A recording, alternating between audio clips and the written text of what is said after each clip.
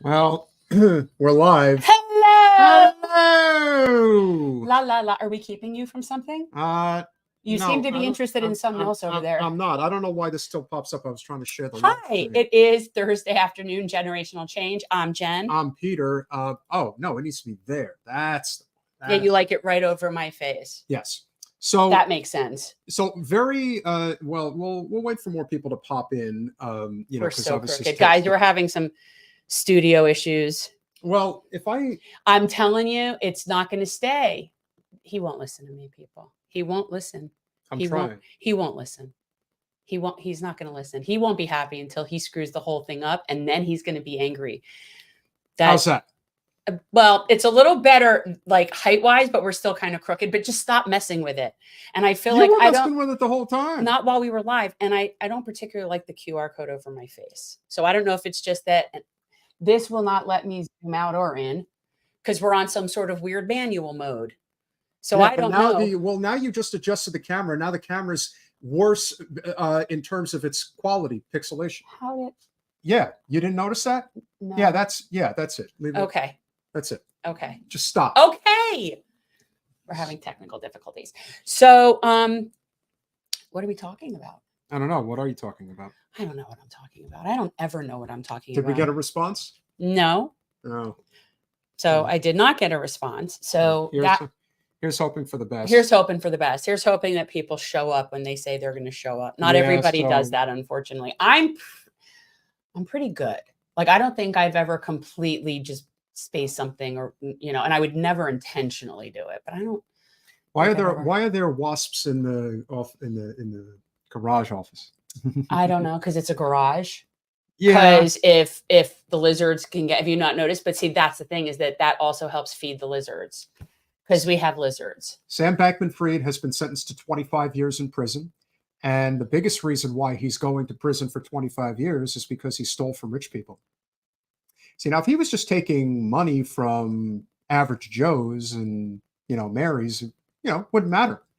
Then he probably would get off scot-free. But when you mess with the very affluent, the very powerful, and you lose their money, well, you're going to lose your shirt and then some. And it looks like that's what's happened to him. That's unfortunate. Yeah. But what's 25 years? I'm just going to say, that's a shame. How do you think Sam is going to do how's he going to do in prison? He won't make. I mean, these are not people that live long there. Yeah, he's going to definitely have a big target on his back. It's going to be interesting. Well, at least he won't have a QR code on his face. Do you really not want that Do thing? you like it like that? I don't know. Does it bother you that much? I think I'd rather it be up here if I'm going to have it anywhere. Like put it in where there's space. Like I don't like particularly having a QR code on my chin. Colin, you're going to have to adjust the QR code again. No, he doesn't have to do that. We could put a link. Yes. If you want to have a big QR code, and I do recognize that that's cool, but then we have to figure out a way that it's not on my face. And I will agree that right now we're having focus and camera problems. It's not ideal. And we have lately been sharing the studio with my husband, and he will be in here until all hours of the night doing comic book auctions and drinking. That's what's happening. I don't know how that really affects the use of the camera. Because he's just in here moving things around, doing things. I come in, this is on, this is off. Now the lights aren't working connected to thing. I don't know. All I'm saying is we're going to need to deal with this. Yeah, this is not good, and we're trying to keep ourselves together as best as we can. But that's the magic of trying to run a podcast while running for Congress at the same time. Of course, it's not easy. It's not easy. And you know what? You're just going to have to accept the fact that this QR code is going on. I don't want it on my face. Put it on your face. You want it in front of you anyway. So now I can't put up the sign, but you get the idea. Make sure that you get right over to that QR code, because it is the end of the month. Go up. The next time that you see us, it is going to be the month of April. So we are doing everything we can in our capacity to make sure that we hit as high a numbers. Our target is 300 individual donors for our first 3 weeks of the campaign. So if you are interested, any amount that you can contribute.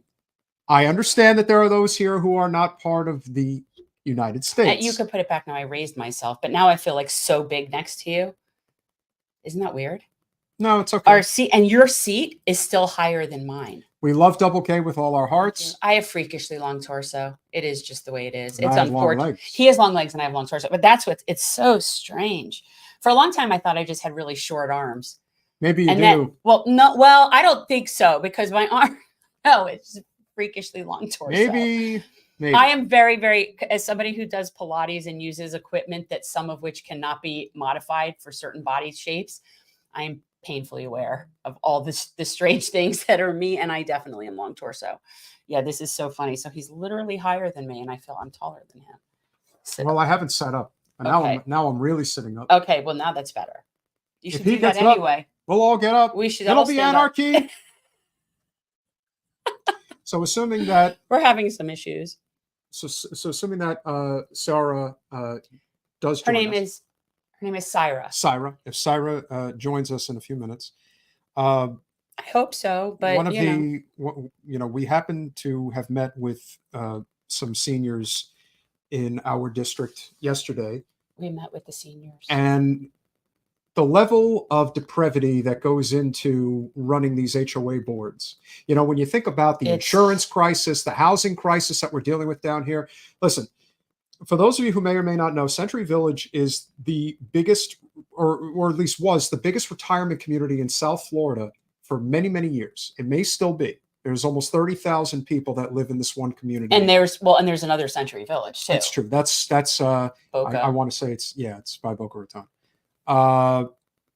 So by that measure, you would think that there would be some, I don't know, protections that might be in place for these seniors. But again, as I mentioned, we do have a housing crisis. And because we do, we're faced with a circumstance that they're not exactly in a safe place, because of people that are trying to get in on a living situation, they are now faced with the prospect of potentially getting pushed out because they can't pay as much as potentially those that are desperate for housing and can pay more. We saw this problem happen in Hollywood, the neighboring community, earlier or over the weekend, or I believe it may have been the very beginning of the week, where you had 113 unit affordable housing community. Can we please put affordable housing in quotes? We can. But what ended up happening, which is so significant, is that 20,000 families applied to get into this low-income community. We're having a situation. So when you look at a community like Century Village, now you're in a situation where people are desperate for housing, and they have really scurried the rules on the 55 plus bylaw that exists within the community. So there's the subletting, there's the Airbnb, there's the I'm 55, but everybody else here is not, living in a 2-bedroom apartment. Could be 5, 6 people living there. Yeah, for some reason, and I don't understand this. I'm going to have to reach out to my friends in the condo law community. That is actually what I did practice down here, was condo and HOA covenant enforcement litigation for Becker and Polikoff. But so it's very interesting to me that a 55 and older community is able to have so many residents that are under 55, because that's not supposed to be the case. But for some reason, all they're enforcing is that there is somebody that is 55 and over on the deed. That's not how it's supposed to work. It's supposed to be people that are residing there, even if they're tenants, and if they're long-term guests past whatever it is, whether people decide 2 weeks, 30 days, I mean, that can be in your bylaws. But the point is, this community, which was meant to be a retirement community for 55 and older, has been being abused in a sense of not, I think there's nefarious sources preying on the different parts of the association that are keeping them in a way that they're not having to enforce the laws. I don't understand how they have an exemption. I don't think that's, I don't know. And I'm not going to say I'm not a lawyer, because I am a lawyer, but I don't know. And I haven't practiced since this area of law since 2009. So in all reality, I don't know. But I remember very clearly that 55 and olders applied to everyone living there, not just owners, and that there were very strict rules about that, because I remember having to enforce those rules. That's why I remember that being an issue, is that just being on the deed wasn't sufficient. So anyway, the seniors at Century Village seem to me to be being abused collectively. And I don't know, like, if it's, just a couple of filthy people on the top of their board. I don't know if there is some collaboration with, and I don't know, but something is not right there beyond just your typical condo nonsense. And as someone who worked in this, it's all pretty much nonsense. I once argued a case about the association was angry that someone expanded the width of their windows of like 3 inches. And so they actually wanted to go after this person for that. And I was sitting in a meeting, and I'm thinking, we're billing me at $300 an hour. Might have been $275 at the time. And I'm thinking, you guys want to sit here and argue over a 3 inches? I mean, that's fine. And then when we lost, because it was stupid, and so we lost, I slept fine. That was the difference between me doing criminal law and doing this. Sort of like the condo commandos are disappointed that they didn't get their way, and this guy didn't have to redo his windows. And they wanted to pay me, and then we lose. Yeah, I'm sleeping good. I'm all right. So, but anyway, these are petty people. So this Century Village thing is beyond, like, something is very, very criminal that's going on there. And the problem is there's 32 different building associations in Century Village. And then there's a master. And apparently there is Lord Farquaad. And I keep forgetting the guy's name. It doesn't even matter, that sits at the top of the Century Village food chain. And so we, and I'm going to like investigate this at some point and get further to the bottom of it. But this is not normal condo association nonsense. And no. And that is something I actually do have a lot of experience with. This is beyond that. These seniors are somehow, they're being preyed upon, and there's not an easy like food chain to follow based on how many players are involved, but they're being preyed upon. There is no doubt. This is not normal. Yeah, and the one thing you have to remember before we bring in our esteemed guest is that when it comes to the crisis at hand, especially with seniors being able to afford to live, you think it's tough for millennials and Gen Zers to afford to live? At least they are able-bodied and they can work. Seniors are trying to live out the rest of their lives in dignity. We met with people that are probably in, if not their mid to late 70s, possibly even in their 80s. Yeah. Like they're not, this is like Ben Shapiro saying that I don't think you should retire when you're 65. Right. Like these people are not entitled to a life with dignity because you're capable of working until you die. We don't need to go into Ben. Definitely. Ben is just a lost cause. The very worst of the very worst. Ugh. But anyway, these seniors need help. They do. And so we're going to do everything in our capacity to help. I will do my best to dig and figure out the source and get to the bottom of it. And I have a friend who's actually like a master of library services who lives for this kind of That crap. is the power of the David chain. And at the federal level, as a federal employee, could be done a lot better. I'm going to find out what is going on, but it's not normal. So without further ado, we are very pleased to welcome a lady who many may know as an author, but also a very loud and effective activist on behalf of the Palestinian people. And I would think at this time, when you look at the people who are the loudest in the room supporting the genocide in Gaza, Yeah, they are probably in many ways the women that, men and women, but particularly the women that have been spoken about in this book, which is White Women, everything you already know about your own racism and how to do it and how to do better. and I want to clarify why it is we don't have a copy, because I did the audio. Oh, And yeah, I did the audio book. And so that is the one downside about doing audio is I have no covers. and Like what I if have this was nothing. 100 years ago and you didn't have a way of people talking to you? Well- You would have had to read the book yourself. And I can read, but I actually like getting nonfiction.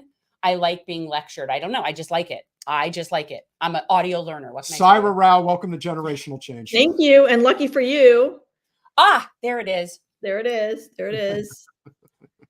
And also, How are lucky for you? Jen, I like to lecture white people. So here I am. Oh, please, please lecture on. I've been purposefully enduring said education for the better part of the past like 10 years. So, I mean, I feel like it's a practice like Pilates, but I definitely feel like I am on the better end of that spectrum. I would at least like to think I am on the better end of that spectrum just by being aware.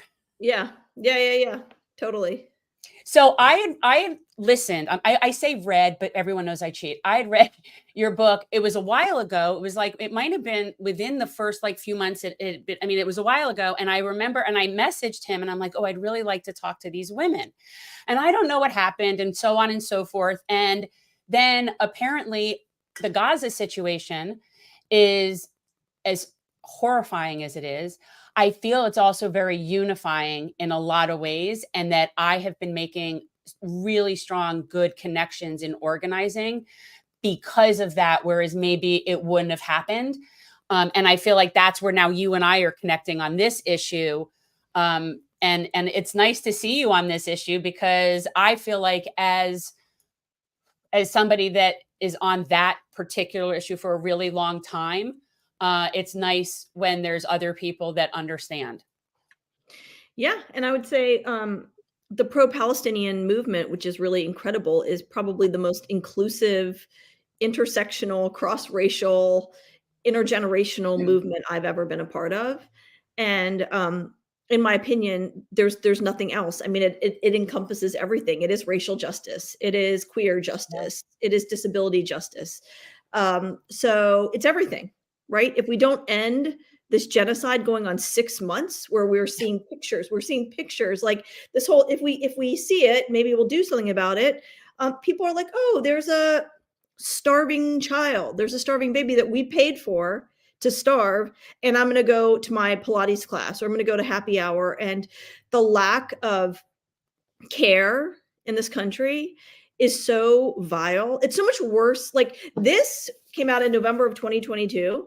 Yeah. It seems so quaint now. It's almost like Mother Goose compared to like what we're seeing now. Yeah. And there definitely is a link between all the things in white women. And it's interesting, because I feel like on so many levels, with the philosophical issues that we have and just the general like paradigm that we're living in, where it's like this classist situation, is definitely, to me, very much the white woman thing is very problematic. But yet, when it comes to like mass violence in this country, it's white men. And so I kind of feel like in general, it's a white people situation. But I also think regarding Gaza, it's also socioeconomic, because a lot of the people that are on the Zionist side, to me, and somebody that comes from Zionist background, and seeing people in my groups and who's where and whatever, it's definitely the more privileged people, the more affluent people, the more privileged people that are Zionists. Yeah. And you don't have to be, the vast majority of Zionists are Christian, and so forget about that. I mean, I'm Indian, and Zionism and Hindu nationalism are hand in hand. India is the biggest buyer of arms from Israel. And I think across the board, you can say the more money you have, the quieter you are on this. And it's really disgusting because the people who can change, who have the most power to change, are the most quiet. And P.S., white men are not off the hook. I mean, like in our book, we say No, this. I'm just saying the physical violence tends to be more in that direction. Okay. That I am, I'm not blind. I haven't seen a lot of women shooting up, supermarkets. Okay. That's just a fact. Totally. But no, it's a socioeconomic thing. It's a privileged position to be in for sure. And it also is that of somebody who cannot identify with oppressed people, that cannot have any, like if you're that void of like compassion for people that are the oppressed, vulnerable people, that's a very big position of privilege. That means you have never experienced something that makes that relatable to you. And that's horrifying to me, that I feel like my people in many ways have become those people, and because I come from working class people that fled Russia from their businesses being set on fire at the turn of the century, the last century. You know what I'm saying? So it's like, this is crazy to me. Yeah. No, and same with my people. Partition happened in 1947. Most people don't know about partition. Millions of South Asians were murdered and died during partition, and Israel was created the following year, British behind both. But we only learn about one Holocaust in this country, right? And that was also a Holocaust. There's lots of genocides, and so I think it's a little worse than that, Jen. It's not that people a lot of people who are quiet haven't experienced it.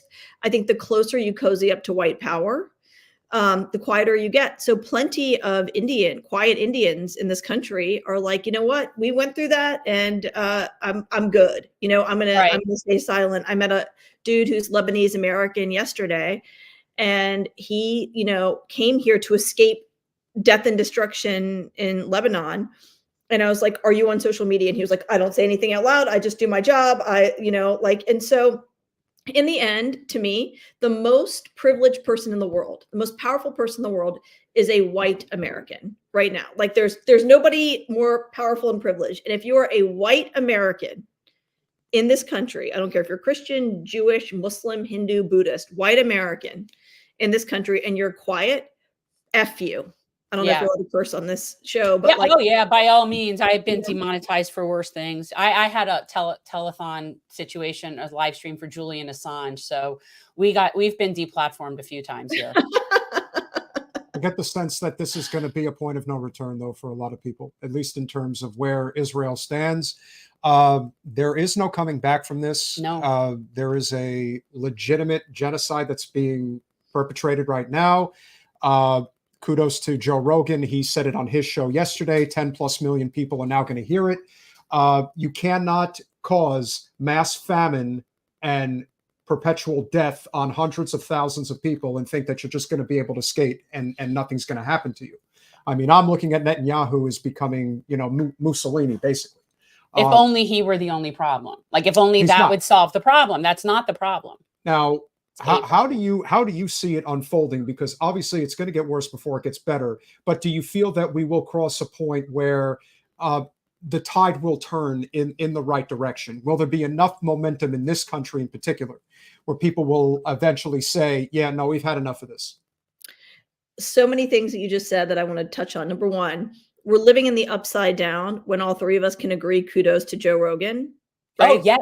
And so, yeah. No, we're in the bizarro world. Let's just go with that. Oh, yeah. Rogan's one of those very interesting people that it all depends on who the guest is on his podcast. Oh, yeah. It's just if the right guest is there, they're usually able to pry him to say something that actually is I don't know, though. His just open and notorious anti-blackness kind of makes him a non-starter for me. Sure. And I'm glad that he said what he said. He's 6 months in. Thank you. 6 months in, we've got Nancy Pelosi running for the hills. AOC, who's now realizing her numbers are tanking, wouldn't say genocide at the movie theater a couple weeks ago. I mean, it's ridiculous. That's number one. Mussolini is too. Who cares?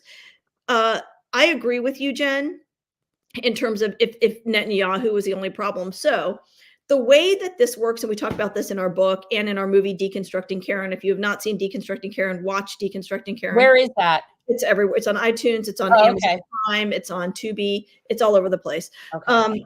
But we love to say it's Trump. Trump is the bad guy, right? Republicans are the bad Yep. people. People who live in the South are bad. It's Netanyahu who is bad. It was Hitler who is bad. It's actually we're actually living through the good German scenario, right? It's not just Biden, it's the whole society. Like, our American media is literally a propaganda arm. Hollywood is a propaganda arm of the American government. And people are like, well, why are they running Joe Biden? Who else are they going to run? Like, in both Kamala. parties, Go Kamala. in both parties, genocide has been a silent platform, a very foundational part of the platform. So they're kind of like, fuck. Like, what else do we have? It's always been genocide. It's all like, we don't have another candidate, because all of our candidates, who would we pick? The only two people in our federal government that are worthy of running for president are Rashida Tlaib and Cori Bush. And the Democratic Party has done everything in their power to make sure those two get, like, put hits on their backs, right? I know. So Netanyahu, Joe Biden, Kamala Harris, every freaking congressional leader will be seen as Hitler. And every head of the New York Times, Washington Post, like, let's stop saying that the media is complicit. The media is active. CNN, ABC News, all of the People Magazine, USA Today, all of them. It's not complicit, it's active. All war criminals. That's that. Where do we go from here? It's one of two things. Bisan said this the other day. If Gaza is finished, the world is finished. It's as simple as that. So how do you look at the worst? This is the worst. When people say Trump is worse, tell me what is worse than starving babies to death. Tell me what is worse than gang raping pregnant women, forcing their family to watch, propping their eyelids open, murdering her, and then running a tank over her. What is worse? If someone could tell me what's worse, I'd like to know. We also know they've been testing out weapons in Gaza for a long time to use in other places. I just did a podcast with Janan Matari. I don't know, everyone should follow Janan Matari. And she said, like, look, we're seeing the weapons now in the US, the skunk chemicals that were deployed on students at Columbia. Let's talk about that. This is an Ivy League school. Yep. Israeli terrorists deployed skunk on Ivy League students. What did Columbia University do? They literally penalized those students, sicked the NYPD, and NYPD has been brutalizing pro-Palestinian protesters at Columbia. So there's nowhere to go. It's one of two things is going to happen. Either we all get free. Either you free Palestine and we free the world. It is the end of imperialism. It is the end of colonialism. It is actually the beginning of the end of white supremacy. Yes, it is the beginning of the end of white supremacy, or humanity is finished. There's nowhere, it's done. And so that's what we're seeing right now. It's literally, and that's why they're clawing because they're holding on for dear life, because what do these fuckers have if not white supremacy, death, and destruction? That is it. Yeah. I mean, I often say we're watching the death throes of capitalism, and you can see it happening. Oh yeah. And they're basically playing every single game, every single card, doing everything they can. And I agree. And I was at an iftar last night, and I had to, they allowed me to stand up and introduce myself. And, just talking to people, it's like, they're not scared of Donald Trump. They're not scared of, like, this is not a scenario where if and I say this very kindly to my people that are afraid of Trump, consider yourself privileged.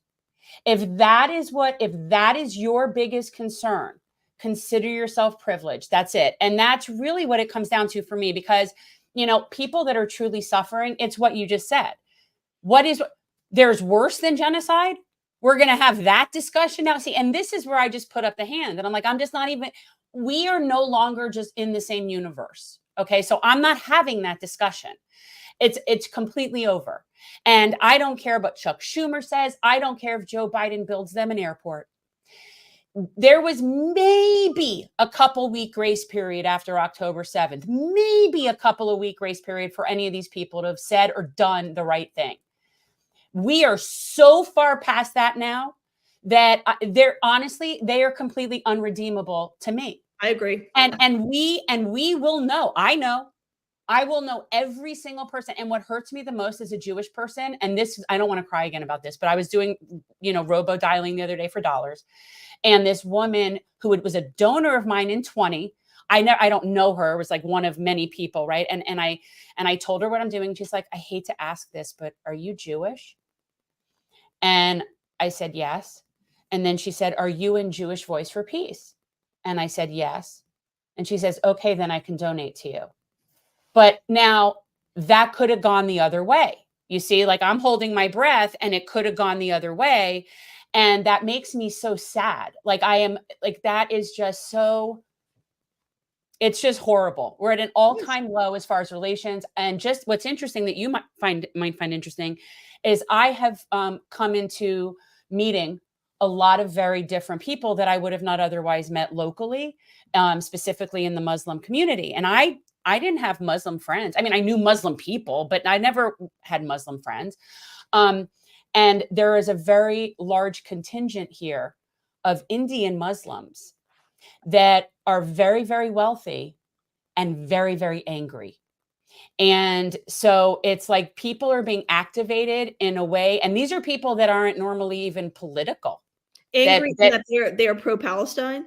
Oh, yeah. Okay, Yeah. No, they're like, they feel furious. And these are people that are living in a financial world where they're not going to run the risk of doing anything that could hurt them, their kids, whatever, but they have means and they very much want voices like mine and people that are trying to, because they even said to me that Jewish and Muslim relations in this country were actually really good at a certain point, like prior to this. And now it's like, it's all gone and they're very upset and they don't want that. And they want, yeah. So I'm happy I'm making new friends. Look at what's happening to Indian Muslims in India. I mean, it's all I'm not using the words Islamophobia anymore. It's the hatred of Muslims. The hatred of Muslims is global. And Modi is Biden, Modi is Trump, Modi is Netanyahu. It's happening all over the world. Yeah. So, I mean, and I think that, and this is something, yes, I knew that the Muslims were persecuted in India. I knew that. I've heard that. I know who Modi is. Like I have a certain amount of global awareness, but it's just, now I just see it from a whole different perspective. And I'm always appreciative for that, even when I don't like the reason that it's happening. It happened to me after, George Floyd. In terms of some of the relationships I built from grassroots organizing, that I'm so grateful for those relationships, but it's sad. Like the whole thing is sad. He wanted me to tell you about, so I was at the iftar last night, that they do an open house. This is at the Islamic Center in Boca Raton. And they do throughout Ramadan, like a few different open houses and invite, different congregations like Presbyterians or, whatever groups. There's a couple of synagogues like come in and they have dinner and it's really nice. And so there was a woman there who was a convert. She was Muslim. She had converted, or was she just dressed like that? There were two women. There was the one that. Oh, okay. No. So this one woman, I was telling her my story, and these are J Street people. So they still think that the concept of Zionism isn't the problem, right? Like they believe that you can have a Jewish state and have there be peace, right? Like they're still on that. It's that fine line that most liberal Jews walk at some point before you realize that that's just not possible. And but they're still there. And I don't know. I get hopeful that maybe if I don't know, but I feel like I used to be there too. Like think, oh, we could have a two-state solution before accepting the fact that Zionism is inherently evil and it shouldn't work under any circumstance. But you know what I'm saying? There are people that haven't quite got there yet. Well, it's because it's holding on to supremacy, and that's why when people are like, can't we all get along? It sounds just like you're run-of-the-mill white liberal, can't we do this? Can't we do that? Sure. But first you have to stop violence. You have to stop your violence. And then you have to have truth and reconciliation. You have to have truth. And so it's very easy for those in power to be like, but can't we just get along? I mean, sure, but you've got to stop murdering people if you want to get along. Well, they believe, these types of people, that prior to October 7th, that was peace. I keep like going over this idea that you're never having peace without justice. Those two things you cannot have one without the other. So what you're talking about was you had oppressed quiet. You had sort of the facade of peace on your side of the wall. You had the illusion of peace, and they do not like that to be disturbed. Yeah. They actually don't really care if it's real peace. They just like it to the nice illusion of peace. So when I try to explain, that before October 7th, they were peaceful. No, suppression is violence. Like, these are the things that people don't understand. If you're not actively massacring people in large quantities, somehow that's not violent. If you're just oppressing them and making them, and even the large quantities were there. Yes. It's back to, and again, it's open and notorious Zionist versus liberal Zionist, right? One just wants it to be quiet and nice and pretty. Exactly. And the other is just out in the open calling Palestinians terrorists, Muslims terrorists, Arabs terrorists, South Asian terrorists, right? It's the same with Democrats and Republicans. Republicans, it's so funny to me. People are like, we can't have Donald Trump because he says he's going to be a dictator. I'm like, but we already have a dictator.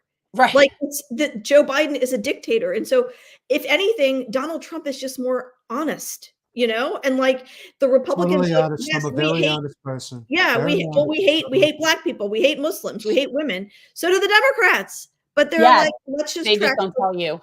No, I always say Republicans will stab you in the heart. Democrats will stab you in the back and tell you it was the Republicans who did it. Yes. As a white male, the ire of all things, systems wise these days. Oh my God. I would say that from my personal experience, I think most of it is accurate. Some of it is incorrect. But I would say that the best way to measure it when you're talking about these white liberals who value decorum over everything else are the people that lined up behind somebody like Pete Buttigieg back in 2019. Because that was as vapid an example of a plucked from obscurity, built through McKinsey, Manchurian candidate who happened to be gay. And again, they use that little caveat because if you ever heard him speak, he sounds like a robot. But for them, it's pleasant. He says the pleasant things.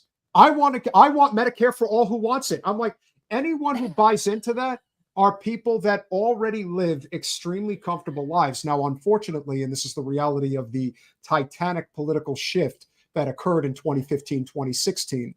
And this is also one of the things that I don't ever want anyone to forget about what Jen's opponent, Debbie Wasserman Schultz, did as head of the DNC.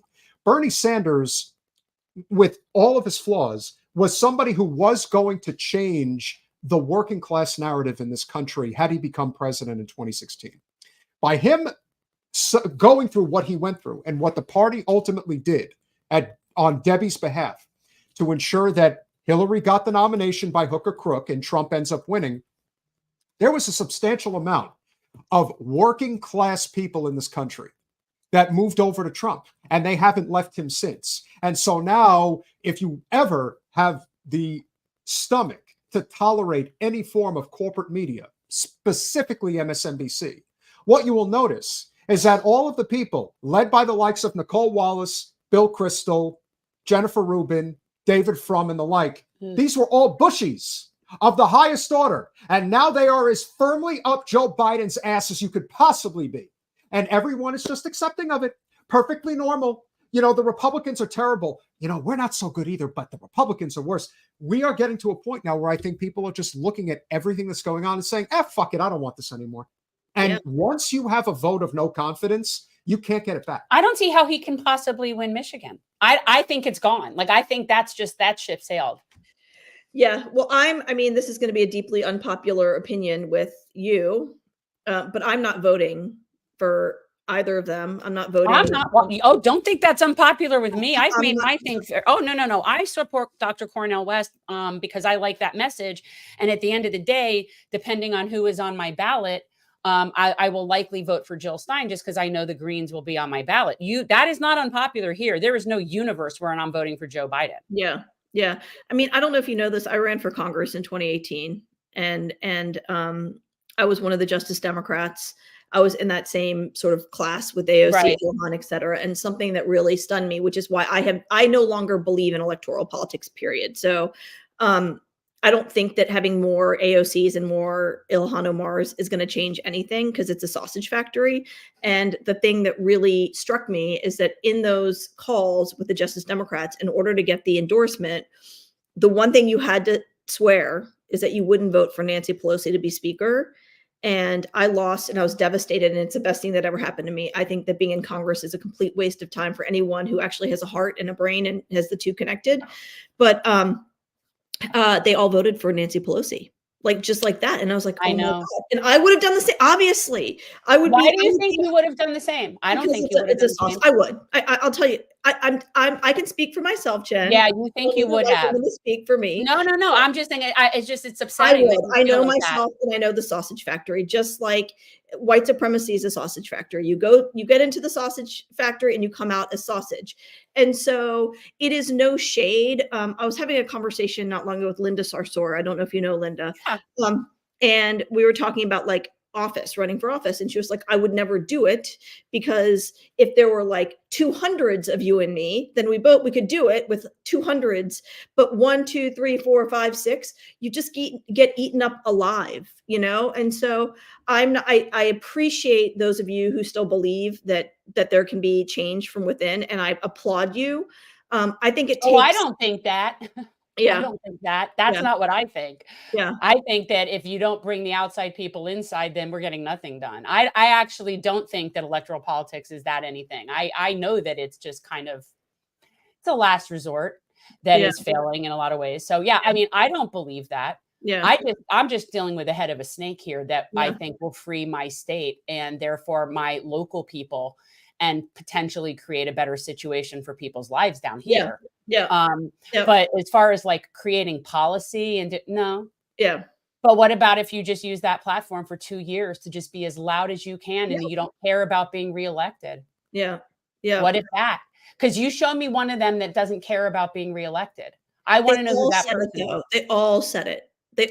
Like I was in on those early calls, and truly all of our calls were that, you know, we're going to come in and whoever wins is going to come in and blow things up and we're not going to care about getting reelected. And then you go in and it becomes extremely, anyway, I commend you. And I mean, look, and I'm also at a different life point than a lot of these young people were when they were doing that. And if I were 28 years old and got in, I'd probably see that as a potential career as well, you know, but as somebody who's not even really that into working, and doesn't need to work, it's just a different perspective for me. It's much more of an activist role. But I get it. Like these young people. And that's what concerns me about people like Alex and Maxwell and people like that. It's like, you come from grassroots, that's great. But you also have to be able to make a living, have a career, take care of yourself, like all of these things. And that's reality. Yeah. And, or for people that weren't able to have other work or were maybe in a hard time before they got elected. There's all sorts of stories about a lot of these progressives that are getting in there that lends itself to wanting to stay. Yeah. For whatever reason. It's very intoxicating. I hear you. You're talking about a lifetime pension. You're talking about universal health care. You're talking about stock tips. There are things that absolutely, and it's so much worse on the Democratic side than it is the Republican side, because on the Republican side, most of these guys are from the private sector. If this isn't working out, they're going to go somewhere and make more money. Kind of like Congressman Ted Deutsch decided to do down here. Right. He was making his money working as making $175,000 a year. Then one of the APAC subsidiaries called him up and offered him triple what he was getting paid. Right. He's like, all right, I'll go get the money. Yeah. And so for them, it does become this intoxicating world. It's like Maxwell Frost is organizing this huge concert with AOC in Orlando recently. It had nothing to do with Gaza, but I can tell you that it's like, okay, this is where you see how the life gets to you, where it's this intoxication of being the quasi-celebrity, which is anything but what Congress is supposed to be. Totally. But it's disgusting. It's disgusting. The one test that's out there is Rashida. She is the one person out of that whole group who really is willing to fall on the sword. Yeah. Now, will that cost her seat? I don't know. I do believe that the people of Dearborn will move heaven and earth to make sure that no matter how much corporate filth they throw at her, because we all know that when she told Biden... What's that mayor's name? That cutie from Dearborn. I think he should run for governor. I liked him so much when I saw him. Do you know who I'm talking? I cannot remember Yeah, his yeah, name. I can't remember his name, but yes. See, but you know who I'm talking about. The Yeah. perfect example, and listen, Michigan is one of my favorite states, but it's a perfect example of how somebody like Rashida represents what electoral politics is supposed to be, and Gretchen Whitmer represents everything that it isn't supposed to be. Well, yeah. And there are people who talk about her, and she's going to run for president in 28. Good and luck people with talk that. about her like she's the next great thing. People forget it's, again, everything that with the whole, FBI stuff, and she was getting kidnapped. Forget what's going on in Flint, and they still insist that the pipes are clean. Forget about what's going on in Kalamazoo and that paper mill that they have allowed to completely poison that community. And they're all talking about her like she's great. And then when Rashida comes out and says, I'm not supporting Joe Biden for president. This is somebody in a hot button race who's saying, I'm not supporting the president, even if it means Donald Trump. And then she comes out there and says, you're a really bad Democrat for saying such a thing. So to me, you measure it based on, are you more like Rashida or are you more like Gretchen Whitmer? You have to make a decision. That's your barrier. But I will say that my congresswoman was one of the 12 Democrats that voted to censure her. Of course she was. Oh, really? Oh, yeah. And first of all, and I find this, forget why or their reasoning, right? Like the fact that those are our employees and they're so fucking insubordinate. The fact that they're spending their time censuring each other. I know. That in and of it, forget why or if that's whatever. It's total waste of time and resources. Yeah. See, I am not with that. And I will also tell you, when I saw Rashida Tlaib standing there and talking, crying, and I was on a rampage, not a single Jewish Congress member is standing with her. And that is sort of where I'm at in my head. Like I cannot abide somebody like my congressperson representing Jewish people, especially right now. It's horrifying. And this should not be this way. And whether or not Nina Turner would have made any type of substantial impact, I think she would have been a much better leader of that type of a group. I think she just has that gravitas about her. But let's just say that she wouldn't have necessarily done much. She would have basically been, rendered somewhat ineffective. The idea that you have somebody like Shontel Brown who got in there because she was willing to completely sell out to AIPAC and DMFI, all of them. And she is out there touting those talking points like it's going out of style. Gross. That wasn't enough. When she wins her race, Debbie comes out and says, and I quote, it was a mitzvah that Shontel Brown defeated Nina Turner. You see, there are rare exceptions. Right. This is an exception where if electoral politics makes sense, it's putting her in and getting Debbie out. She's just toxic in general, and it's just horrible for our district. We also have local stuff, but regardless of that, I just, I feel like we can just do better. And this is the option here. Unfortunately, I live in a closed primary place. So this is what it is. And last thing, kudos to Corey, because she is somebody who, while I don't agree with everything that she has done, she is willing to fall on the sword for the Palestinian people, even though they've got another AIPAC, sellout in their district breathing down her neck, leading in the polls right now. Of course, a lot can change between now and the beginning of August. Saira, where do you live? I lived in Denver. That's where I ran for Congress. I now live in Richmond, Virginia, which is my hometown. Okay, so you're from there. I was in Colorado I went to undergrad in Boulder. Oh, really? Yeah. But I appreciate, so let me ask you this. I want you to explain those. Now I'm forgetting what they were called. The meetings that you and your co-author would do, the dinners, the lunch, I'm losing my mind. Race to dinner. Yeah. Are you still doing that? Like what? Yeah. In fact, our last one was in Fort Lauderdale in the fall. And it was there. We do a lot of screenings of Deconstructing Karen and theaters, and then have like big moderated discussions on stage. That's really where we're moving, because we're trying to reach more people than 8 to 10 white women at a time. And we had a dinner in Fort Lauderdale in October, November, and I found myself trying to explain to a white woman why, even if she's just relaying a story, she's not allowed to use the N-word, because she was using the N-word. And Regina and I left that night, and Regina came in from Colorado, I came in from Virginia, and we're like, what are we doing? Like, this was here in the fall. You had that person. And we're like, it's literally fall of 2023. And here we are, we traveled all day to come have an argument with a white woman about whether or not she can use the N-word.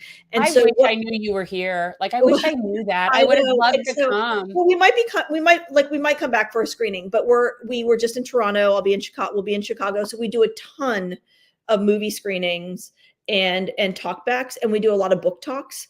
But what we were doing, and by the way, when we go to these cities, sometimes we'll also do a dinner or a happy hour or a lunch, but it's really a small table environment where food is served. Breaking bread is important. And Regina, who's Black, and me sit with 8 to 10 white women and talk about their racism. So this book is sort of what we realized after many, many, many dinners. Every single one basically had the same stuff: perfectionism, niceness, silence. And so the whole idea of the book and the film was to scale the work. And I'd be remiss if I didn't talk about this. Is a movement that I started exactly a year ago, March 28th of 2023, the day after the Covenant School shooting. And so it's to ban it. We started off to ban guns and buy them back. And it's hereforthekids.com. So please, please, please, everyone follow hereforthekids.com.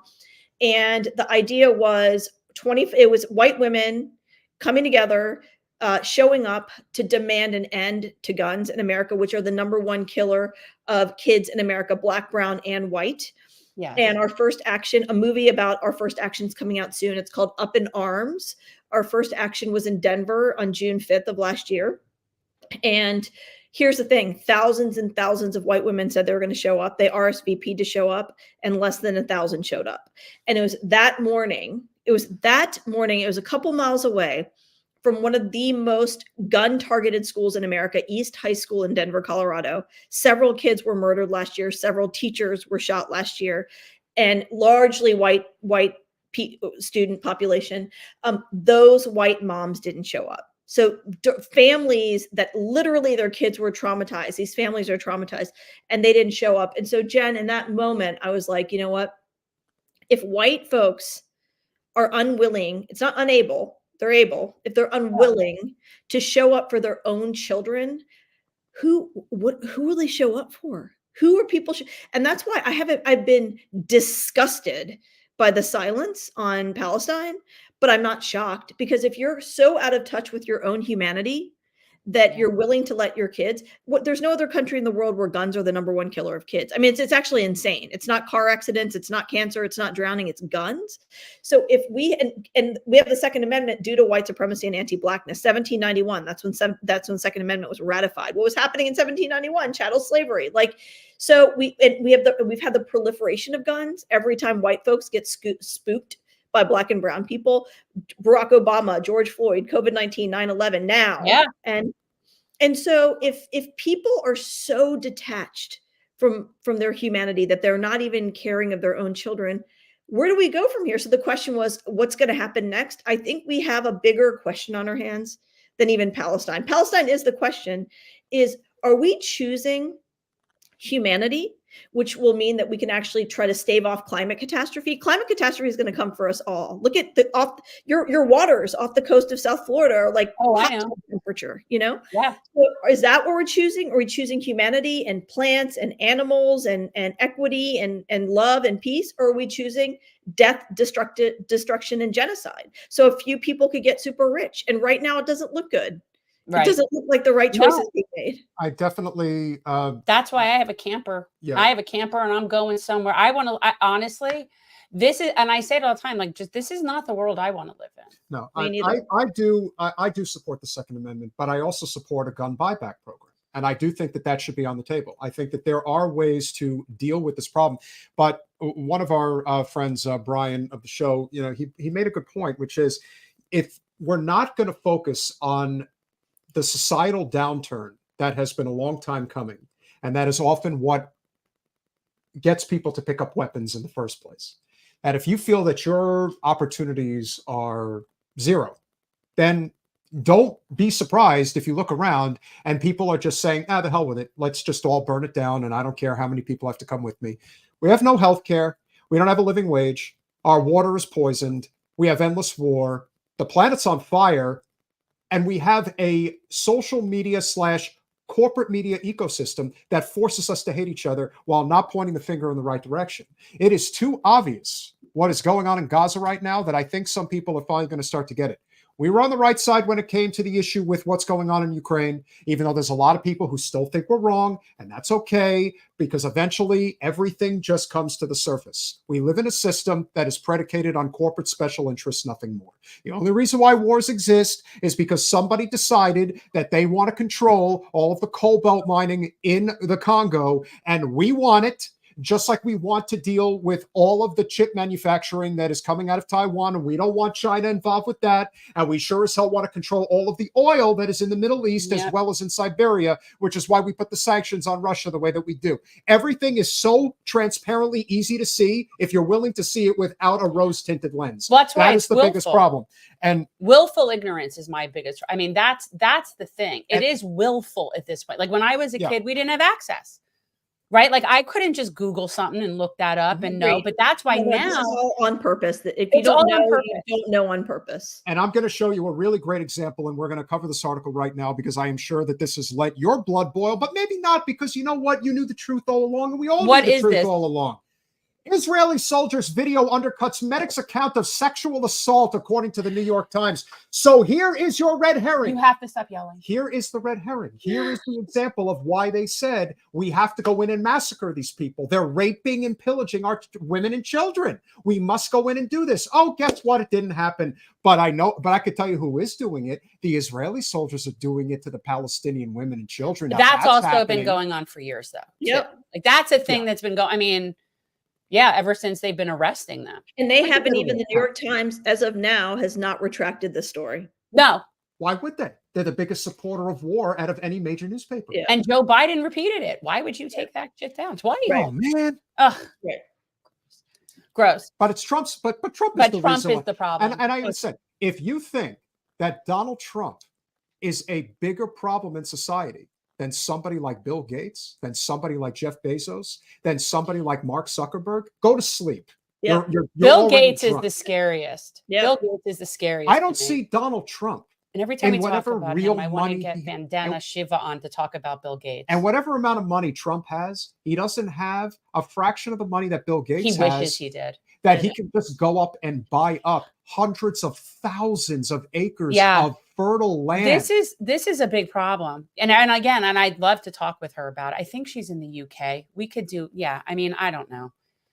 But this is, are you involved in that at all? Do you have any, I mean, the whole GMO seeds, Monsanto, Bill Gates buying up land, all of that. You know, I'm not involved in that. No. Yeah. That's a whole other shit show. But this all correlates to this whole idea of how propaganda still has an immensely strong hold on a significant portion of people. But I'm not done with that. Okay. Please don't do that. But it's okay. Well, what are you? So I want to scroll down on this a little bit if you can, Colin. Okay. What are we looking at here? The whole point is they pass these stories like they do the Gulf of Tonkin incident that started the Vietnam War. They did the same thing when they said that it was weapons of mass destruction and we have to go into Iraq.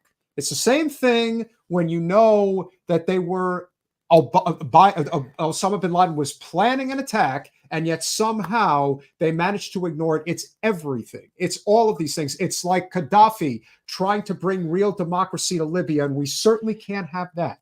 It's all of these things that get interconnected. And now that we're 6 months in, 30 to 40,000, probably more, are dead, and hundreds of thousands more will die as a result of famine. Now they're releasing a story about, maybe that whole thing about rape and, that was all kind of fabricated, I don't know why people are so gullible, but I think that we're getting to a point where maybe it's not working as effectively as it once did. Yeah. Yep. Yeah. All of those things. The article, though, you were talking about it, but do we need to look at the article?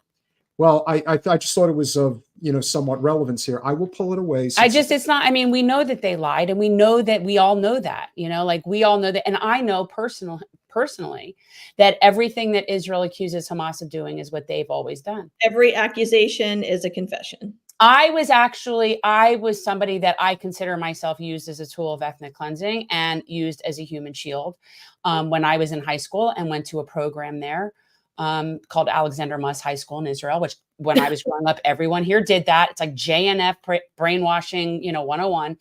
And they would always have us traveling around with soldiers that had assault rifles. Yeah. Which as teenagers, we thought was cool because we're Right. stupid and I didn't know. Right. But then now as a parent, I'm thinking, if you're taking my kids somewhere where you think that is necessary, you're probably somewhere you ought not be. And that's probably not a safe place for them to be. And Yeah. then they would have us planting trees Right. in Right. places that we ought not be planting trees. Again, I didn't know. Right. And I still feel like I will atone for the rest of my life for this. Right. I have a lot of anger about it, but Right. I didn't know this. We were Right. told there was no one there. Right. Right. You Right. know, I mean, like, it wasn't like I could Google it. That's what's so frustrating. But now I look at every single person in Congress, and I've said this repeatedly. At this point, if you don't acknowledge the Nakba, if you don't acknowledge the occupation, if you do not acknowledge what is going on, you are either willfully ignorant or lying. It is only one of those two things. I have said it repeatedly. And at this point, there's just no excuse. I agree. Agreed. Saira, before you go, what Yes. would you say is, if you want to call it a prediction, how do you see this unfolding over the next several months? If it in any way, shape, or form could potentially lead to something positive regarding the people of Gaza and what we can continue to do.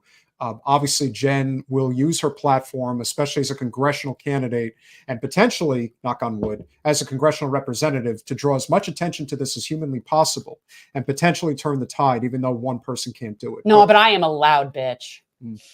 Would appear to be. But I am. I think that a lot more Palestinians are going to die. A lot of Lebanese people are going to die. A lot of Syrian people are going to die.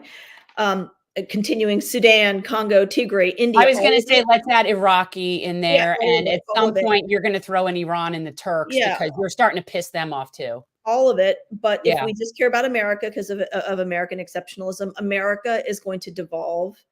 It already has. It's going to continue to devolve into mass violence. Things are going to get really, really violent here. Back to the Second Amendment, there are way more guns than people. Yep. And so this whole, like, everyone's going to be shooting each other. It's already happening. It's going to get much, much, much worse until it either literally humans sink to the bottom of the ocean, or we have a very different, wonderful future. It's not going to stay in this chemical imbalance, which is where we are right now. It's going to either be over, or it's going to be so different and wonderful in a way that none of us have ever seen before. Or let me throw this at you. Some of us will be under the water, specifically Florida, south of Lake Okeechobee.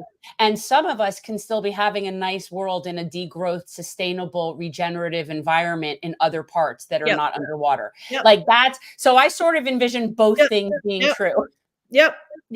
Absolutely. Absolutely. Underwater, burned to the ground. It's bad news. Saira, if there are any other contacts, specifically within the Free Palestine movement that you could potentially connect Jen to, that would be wonderful. We really are. This is a congressional run unlike any other. This is, she even said, it's the hill I'm willing to die on. But that was like almost 2 years ago. Sure, but now you're really going to die on that hill. Now I'm AIPAC is coming. But the amazing thing about it, and maybe it's the one thing I can give Wasserman Schultz credit for, she is a full-blown Zionist genocider. She does not deny it. She doesn't run from it. As soon as Chuck Schumer, Mr. Super New York City Zionist himself, even attempts a little push by suggesting that Netanyahu has to go, he goes right on CNN the very next day and insists that it is Hamas that is preventing the humanitarian aid from getting into Gaza. It's like, okay, ready to roll with that. So yes, absolutely. So Jen, just ping me and we can talk about other people too. Where is the best place people can buy your book that is not on Amazon? Any Black-owned bookstore. I'm a big fan of. And if you go to best place to find me is Instagram at Saira Rao. Find me there. And there's a Black-owned bookstore at Mr. Well Traveled. It's a digital bookstore. I would buy it there, or just your local bookstore. You can buy it anywhere. And you can watch Deconstructing Karen anywhere. Amazon, Tubi, and what did I say? iTunes, and then we have kids books. So if you Ooh, look at Race to the Truth, just Google Race to the Truth. We have very three. cool. We have 3 kids books. So kids books, and then finally Here for the Kids is the most, to me, is we're organizing around abolition in all sorts of ways. Excellent. You're awesome. Thank you for coming Saira. It was on. so nice to meet you. Take We'll care. be Thanks, talking. guys. Have a Bye. great day. Yeah, it's and again, I don't agree with everything she says, and that's okay. We can have disagreements, Metal and Brian and everybody, but understand that. Yes, Oh, I know APAC is coming. I don't care. APAC 1000% is coming for Jen. And That's so, how fine. do you deal with that? How do you prevent this reality? How do you prevent, or not? Maybe you stay one step ahead of them. Maybe it's by knowing for the past few years that was going to happen. And maybe it's by putting things in place that will help counteract that. Yeah. Just thinking. I mean, what are they going to say? You're a self-hating Jew? Yes. They're going to say I'm a self-hating Jew. Guys, make sure that you get over to gen2024.org. And very important, this is the end of the month. We are doing everything in our capacity. Yeah, we need a big push. We want to get as many individual donors as we can. I know people are sick hearing that, and I get it, because especially there have been so many primaries that have been going on, and people definitely have election fatigue. But March 31st is the end of our first reporting period, and the bigger that we look, the more viable that we are, the more endorsements we get, the more money that we get, the bigger that we look. Like it's a snowball. It is a snowball. And so yeah, it does matter. And so all the help is helpful. Truthfully, guys. So if you haven't contributed there, we highly suggest or would ask that you do, because it really will make a difference. And if you want to volunteer, if you are local, we have finally gotten our email campaign going. We just got our business cards. We're going to have shirts coming very soon. I'm kind of working on shirts. I have shirt issues. What's the problem? Because I can't find purple tanks that are the same purple as the t-shirts, and I can't find. It's just definitely stupid first world campaign problems. But it's just, yeah. Oh, we are so white, Tony. We are white. Yeah, especially him. Like he's even whiter than me. There is no color that you're going to get that's going to make you less white. That's not true. Yes, you could go get brown and you're still white. Make sure that you do all the wonderful things that we ask you to do. Look, I think that there's really something to be said. And again, one more time, guys, the QR code is right there. Click on it. Make sure that it works. It's right here. Any contribution that you can make, it would be tremendously appreciated. And if you don't want to donate through Act Blue, you can go onto our website at gen2024.org, and there is a link where you can donate without going through Act Blue. Yeah. So, and we appreciate that, and I respect that. And we also accept checks. And if you go on our website, you could see our address, and you could send checks if you don't want to pay Act Blue. So I respect that. We appreciate any and all, and we will run our.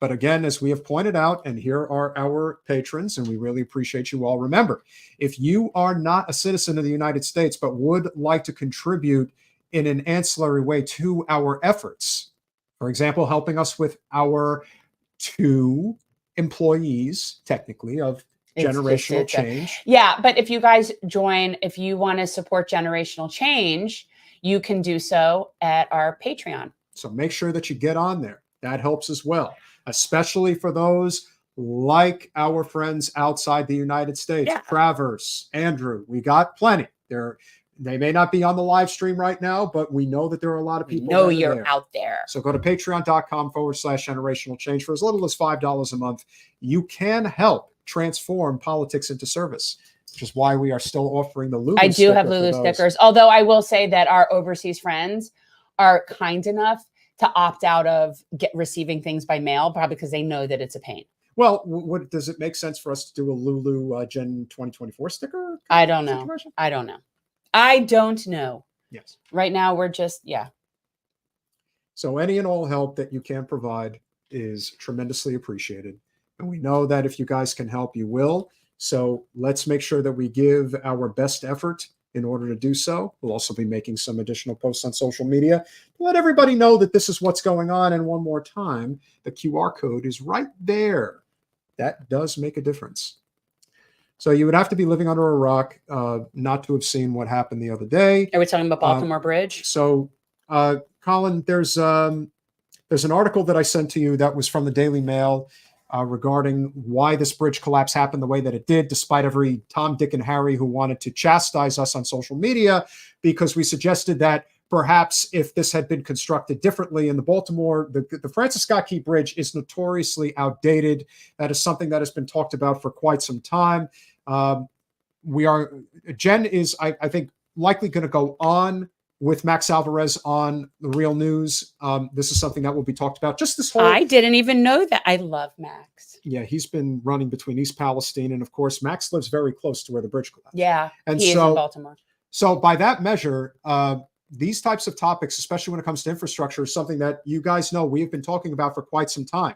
When the Democrats have been out there bragging about the bipartisan infrastructure bill, which we have insisted for the longest time has been a direct, almost a, well, not complete corporate giveaway, but for the most part was a giveaway to corporate special interests, and that we have a grade, an infrastructure grade in this country of a C minus. It was a D plus not too long ago. So congratulations. 3 years plus of an infrastructure bill has yielded a slight improvement, if you can even call it that.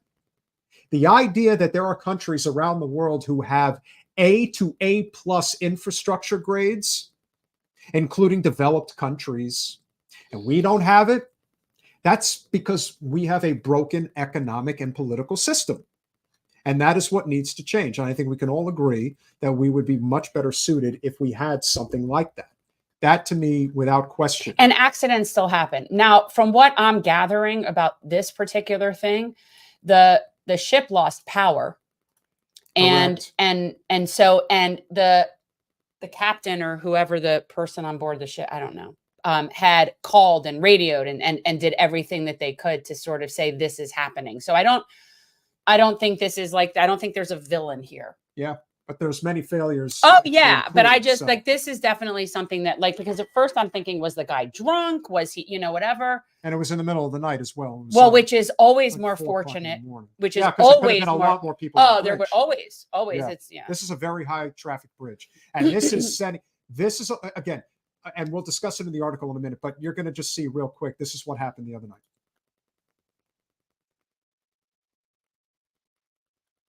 Yeah, it's crazy. I mean, I've seen bridges collapse before. It always freaks me out. There was one not that long ago that happened somewhere, I want to say in like Kentucky or I don't know. There was something that happened like maybe 10 years ago or so that was also Minnesota. It might have been in Minnesota. And the worst part is that you had workers on the bridge, that they were there. They were helping. They were doing what they could. This is their job, getting up in the middle of the night to go work on the bridge. Yeah. But this is tragic. And so engineers blame 3 million structural flaw for Baltimore's Francis Scott Key Bridge collapsing, and tens of thousands of bridges across the U.S. I wish the Brits would be a little bit better with their English. Sorry. What do you say? Could also have fault. No bridge can withstand millions of pounds. Yeah, whoever wrote this didn't do a great job. Thanks, Peter Hess.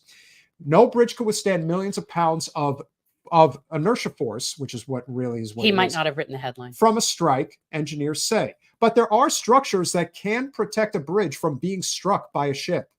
But none of these appear to be in place. Multiple engineers told the Daily Mail. As we scroll down, you will see. Engineers have blamed the deadly collapse of Baltimore's Francis Scott Key Bridge on a design flaw that is present in tens of thousands of U.S. bridges. The Maryland Bridge was missing critical protection systems that would have stopped the nearly 105,000-ton container ship from smashing into the bridge's support. The Francis Scott Key Bridge was built in 1977, and anti-collision devices like fenders or protection cells were not introduced until the 1980s. Experts said installing fenders would cost at least $3 million, but the collapse means a $15 million per day loss in economic activity and $1.5 million in state and local taxes lost every day. And that doesn't include the 6 men who are presumed dead from working on the bridge. Video of the 1.6 mile long Francis Scott Key Bridge collapsing into the Patapsco River after a cargo ship struck one of its piers at low speed, created a surreal scene as the entire bridge appeared to crumble in one fell swoop. As I have said many times before, and this is a list right here, as you can see, of a bunch of different bridges around the country that are currently facing similar structural deficiencies that would cause something catastrophic of this nature to happen again. And this are just a few of the ones that we currently know about and why this is such a bad situation. What cannot be denied and what makes this situation so bad is that we have critical infrastructure crisis all over the country. And this is what's coming. It's not just bridges, it's roads. It's probably energy plants. It's everything. You know, when we had this conversation the other day regarding nuclear power, and my philosophy being that nuclear Series 4 is completely different than what we're left with. We have nuclear reactors, facilities in this country that are severely outdated and have not been kept up to snuff in the way that they needed to be. And by that happening, you run the risk of potentially nuclear catastrophe. And that's just one example. These types of things are going to happen infinitely more consistently if we don't deal with the fact that we have a critical infrastructure problem in this country. But as you have pointed out, as we have talked about many times before, we just have a crisis in capitalism in the United States. The system cannot sustain itself. And this is an example of why this is happening. And there are people who say, oh, well, you don't know what you're talking about. You're not an engineer. You're right. I'm not an engineer. But you know what I do know? I know catastrophes like this generally can be prevented if certain measures are put in place. And as you will see on our Twitter post, there are plenty of structural engineers that actually thankfully came onto the thread and started showing people that thought that they could just own us by not completely wording it correctly, that there were preventative measures that could have been done that could have prevented this from happening. Did you say something that people thought made us look not so smart? Because I suggested that it hit the bridge at 9 miles per hour. And just showing that that's it. But again, that size and the fact that there was no give, there was no protection, there were no levers, there were no protection cells. It just hit the bridge right on. It hit a 47-year-old bridge head on. And it broke completely. Now, could a bridge of that size potentially be able to stop something of that magnitude? Probably not. But you know what? If protective measures were in places like the George Washington Bridge in New York City, that's not going to happen. So this is a tragedy of immense proportions in so many ways. And again, you would think, as an example, if we passed an infrastructure bill in this country that was primarily concerned with fixing our infrastructural problems, that would be priority number one if you're going to pass a bipartisan infrastructure bill. Clearly it wasn't, because this happened, and this only cost $3 million. That's all it would have cost on a bridge that has 15 million in interstate commerce passing through it every day. Every day. That's billions of dollars a year that is passing through this one port bridge. And you couldn't spend $3 million to get that fixed? You're telling me that in 3 years you pass that infrastructure bill, you couldn't have taken care of a bridge like this? Of course you could have. And this is blue state Maryland. It's not like you're playing politics and going to the very red state of West Virginia and saying that they can't have protection services. This is Maryland. And they should have done it. Now, my question is this going to set precedent going forward? Is there capital that is from the infrastructure bill that will now be appropriated to all of the failing infrastructure in this country? I won't hold my breath. But this is an example of how we fail. And it's just too obvious. So when every vote blue no matter who says that we were wrong for complaining about the fact that the infrastructure bill is not a win for Biden, it is a win for corporate America, full stop, and that things like this happen, what else do you have to say? This could have, like I said, 1000%, it could have been prevented. This did not have to happen. It is a absolute horrific tragedy that occurred, but there is no question whatsoever that it could have been avoided. And it shouldn't take circumstances like this for us to be able to change our fortunes when it comes to how we do business in this country. It's the same thing with our foreign policy. Does it take 1 million dead Palestinians for us to change our policy? Is that what it's going to take? How many? No, that's going to happen, but we're still not going to change our policy. How many terror cells are going to be born? You know, they complain about Hamas. You know, Debbie goes on TV and says it's Hamas, Hamas, Hamas. How many terror cells are going to be born out of what's going on in Gaza right now? How about the fact that you got Jared Kushner going on TV saying, you know, that looks like some really good beachfront property we can make use of in Gaza? So when these kids in another 10 years go lead some sort of violent terrorist expedition, I'm saying it now, I won't condemn it. How could you? I won't. For every action, there is a reaction. The level of violence in any society is determined by the oppressor. It's just that simple. So that's the choice of Israel, to create that level of violence. That's their choice to create that violence. Ghislaine, this run is in Florida's 25th. It is the suburbs in South Broward of Fort Lauderdale. So I don't know if you know anybody, but the towns are Plantation, Weston, Cooper City, Davie, Dania Beach, Hollywood, Hallandale, Pembroke Pines, Southwest Ranches, and Miramar, with a sliver of Southwest Fort Lauderdale included as well. So that is our district. And for those of you who, again, are looking to get involved, if you want to contribute, as you can see, go over there, click on the QR code, help out Gen 2024. Yeah. Any help is going to be tremendously appreciated. Yeah. Donald, you got to be more specific than that. If you're having any type of issues, you got to let us know what those are. Well, it's gen2024.org.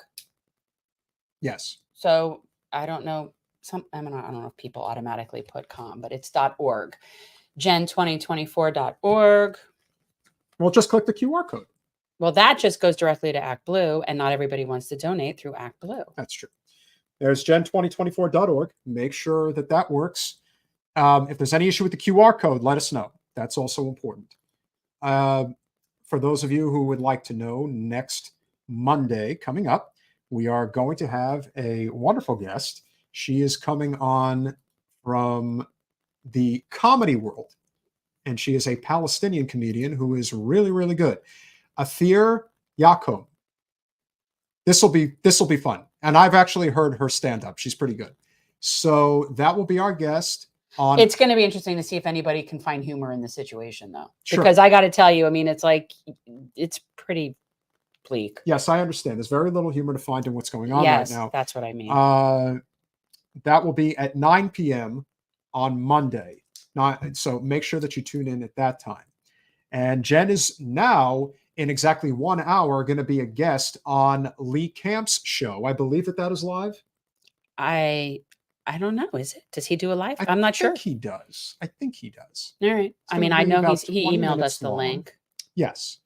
And let me. I think there's like a way to. Guys, is Lee Camp live? Does he do a live stream? I think he does. From what I remember. Well, it'll let me, it depend. I don't know if everybody's plans are the same, but yeah, it'll let me stream from his, I believe so. I was able to do it from the Leftist Mafia. I was able to pick 2 of ours. So I want to say I did Twitter and YouTube. Okay. Right? I mean, that would be the way to go. So make sure. If I can do it, if I can go live, I will. So Jen will be on with Lee Camp at 3:30 p.m., an hour from now. Make sure that you check that out. And we're going to have a lot. I'll be sitting right here. I mean, listen. Well, I'll be more like in the middle like this. The month of April is going to be off the charts. Just so you know, next week. He's telling me this, by the way, at the same time he's telling you this. Because Well, I'm scared to flip the calendar. I'm letting you guys all know exactly what the calendar is for April. I'm scared to flip. Oh, my God. April. So we're going to have our show on Monday night at 9 p.m. Eastern Standard Time. We are also going to potentially have Jen on, and I said Tuesday or Wednesday, most likely, but Jen is very likely going to be doing her first major radio interview, and that is going to be with John Fogelsang on Sirius XM. She is also going to be interviewed by our friend Osiris over at Middle MAGA. That is going to be on Tuesday afternoon at 2 p.m. It's all over the place. So let's see what else we got. She's also going to be on with the Willie Bragg Show at 5 p.m. on Tuesday. Thursday, we are having our first official Zoom fundraiser. Yes, guys, fundraiser. Nina Turner. Woo, special guest, Nina Turner. If you guys are interested in signing up for our first Zoom, it's a paying customers because only. It's a fundraiser. It's fair. Look, we give plenty of free content. I don't feel bad about having a paid fundraiser. Jen 2024 fundraising Zoom. Right, which is not through Generational Change, guys. No. It is not through Gen Change. And our special guest is Nina Turner. Yay, Nina. So that will be at 8 p.m. I think we should do them like on Thursday. Honestly, I think we should have regular ones. Yeah, once a week. Because quite honestly, we have enough people that we could probably get to come on and do a chit chat or whatever. Plus, it's good to mix up the times that you do them. Just different people can do different times. So make sure if you are interested in signing up, email finance@gen2024.org. So this will be our first, hopefully of many. Nina Turner will be our guest. It will be for 1 hour. We'll have an opportunity to do some Q&A and figure out how to help build on the campaign. There's not a link for it. You just have to email. Yes. Right. You just got to email. Yes. Yeah, you got to email. So, that's great to hear, Donald. We are very much looking forward to having you on board. Excellent. I know, Nina. So I would sign up too if I were you. Our goal is obviously to raise hopefully a few $1,000, and we need to raise money, people. Yeah, we do. If you believe in Jen's mission and what we're doing, yes, we know a lot of people can't stand electoral politics, but I keep insisting that this kind of is the exception to the rule. Well, and it's just about the platform and me just using that the best that I can to get out the message for us. Mm-hmm. That's really all it's about. So, and that's what we're going to do. So, guys, if there's other guests, I really want to talk to Mark Cuban. Well, I will work on that one as well. Guys, I am overwhelmed right now. I got a lot on my plate. I know, he does. The best I can. He does. Jen is also confirmed to go on with Jordan Chariton of Status Quo News. I believe that's where we'll most likely drop the first of several video clips, including one for Reject APAC. And Jen will go on with Jordan on Status Quo on Thursday at 5 p.m. We'll also be promoting our fundraiser with Nina to hopefully attract even more people to come on board.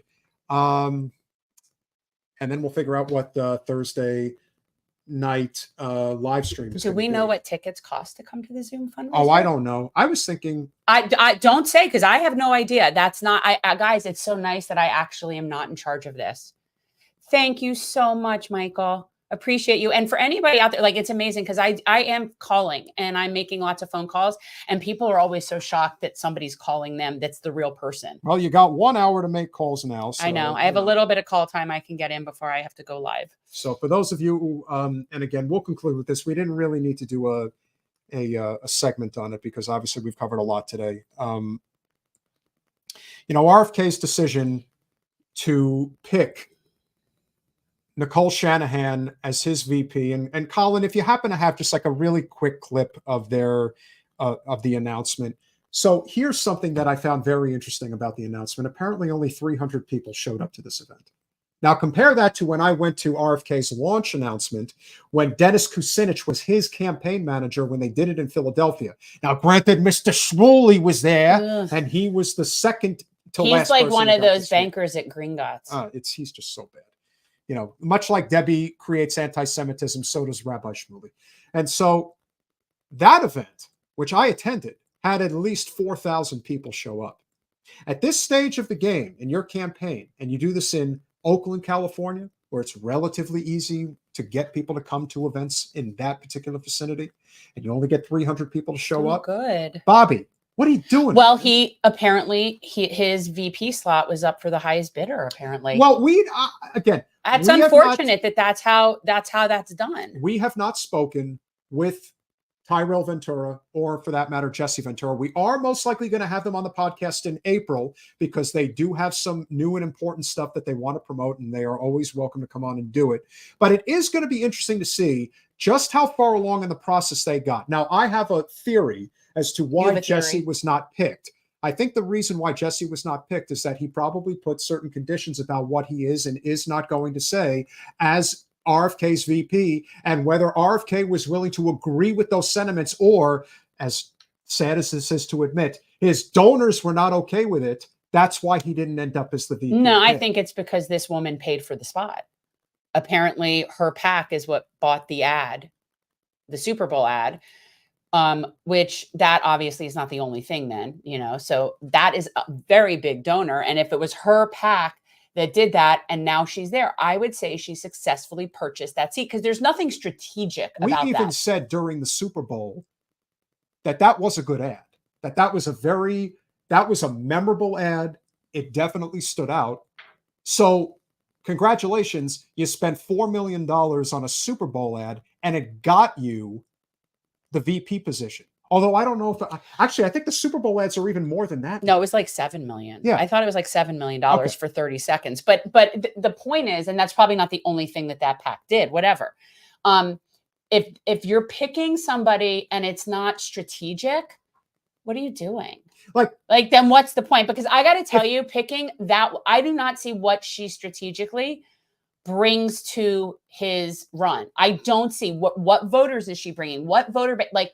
Who is this person? How are you moving the needle? I don't understand what she's bringing to him. Doesn't Whereas like somebody like Jesse Ventura, that makes a lot of sense. Oh, listen, there are plenty of people who have come on to our threads that know that we support Jesse Ventura, that are big supporters of RFK, and even no matter where on the political spectrum you fall, with very few exceptions, especially with those who don't think Jesse is pro Second Amendment enough. Why don't you meet somebody like Saira Rao and see what you really think about the Second Amendment? For the most part, they support that. They think that it is a fantastic decision to have Jesse Ventura as RFK's. Yeah, there's obviously a lot more to this, and we may never know, and that's fine. But I'm just, from somebody looking at it, it's not like picking Sarah Palin, because I don't know this woman or think she's stupid or anything. No, but she was married to one of the top Google executives. Well, this is the thing. Like, so she dated Elon Musk. So she bought her spot. And the problem with that is that I don't see how that gets him more votes. I don't see what audience he's appealing to. I don't see who that's bringing. If you're not running for the presidency right now to really shake things up, truly shake things up, then what's the point? This is why people are interested in changing the two-party system. It will not come by kowtowing in any capacity, thinking that and listen, I thought Dennis Kucinich, as his campaign manager, potentially as his VP, could have been very powerful. But Dennis Kucinich is in favor of a free Palestine, and RFK is not. And so now... Metal, are you serious? Yeah. You realize he was the governor of Minnesota, actually ran an executive office. I was not just the governor of Minnesota. I was also a Navy frogman. Yes, no, I know all that. I was also... But I mean, you're talking about someone who literally has executive branch experience. So yeah. I have 4 years of executive branch experience. Donald Trump wanted me to be his VP when he decided he was going to run for president back in 2000.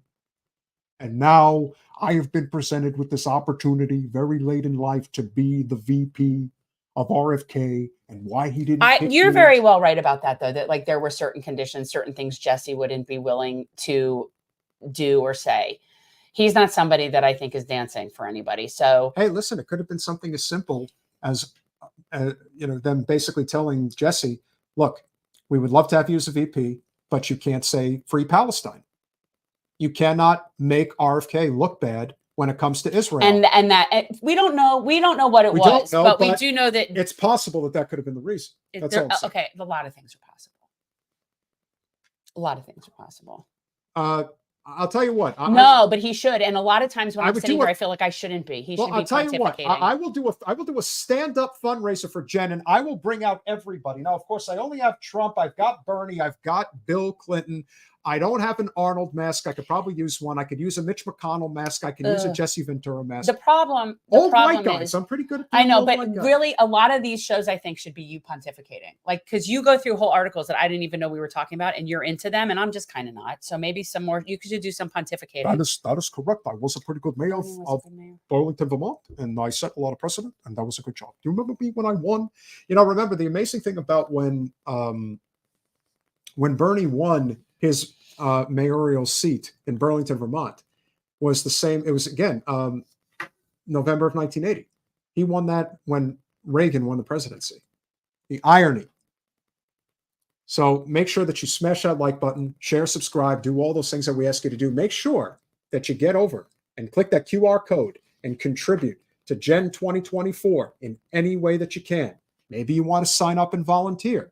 Remember, this is the end of the month. We have until Sunday night at midnight to make as many contributions as we can to make a really good impression right out of the gate. It's pathetic that this is how this works. It is. It's pathetic. It's pathetic.